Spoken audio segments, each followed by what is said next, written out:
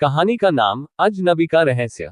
किसी छोटे से गांव में एक युवक अर्जुन अपने माता पिता के साथ रहता था। एक दिन वह जंगल में शिकार के लिए निकला।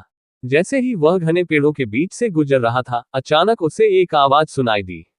वह रुका और चारों ओर देखा, लेकिन कुछ नहीं दिखा।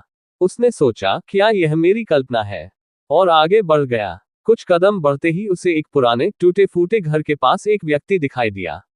वह अजनबी व्यक्ति बहुत ही रहस्यमय नजर आ रहा था। अर्जुन ने उससे पूछा, तुम कौन हो और यहाँ क्या कर रहे हो? अजनबी व्यक्ति ने सिर झुकाते हुए कहा, मुझे ढूंढने के लिए तुम सही जगह पर आए हो।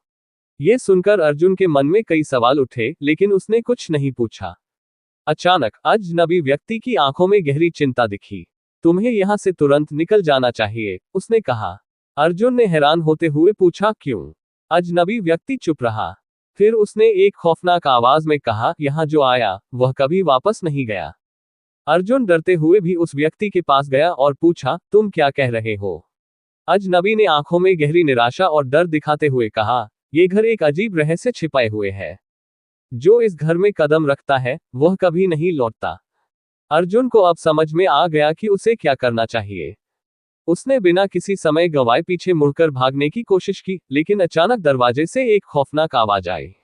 अर्जुन मुड़कर देखा तो दरवाजा खुद ब खुद बंद हो गया। अर्जुन ने एक गहरी सांस ली और चुपचाप उस अजनबी से पूछा, क्या तुम भी इस घर में फंसे हुए हो? अजनबी हंसा और फिर धीमी आवाज में बोला, नहीं, मैं पहले ही इस घर का हिस्सा बन चुका हूं। अब तुम भी यहाँ का हिस्सा बनने वाले हो। अर्जुन के दिल में डर और संकोच था, लेकिन वह किसी तरह खुद को संभालते हुए बोला, मैं इस घर का रहस्य जानकर ही जाऊंगा। तभी अचानक अजनबी का रूप बदलने लगा और उसकी शक्ल डरावनी हो गई।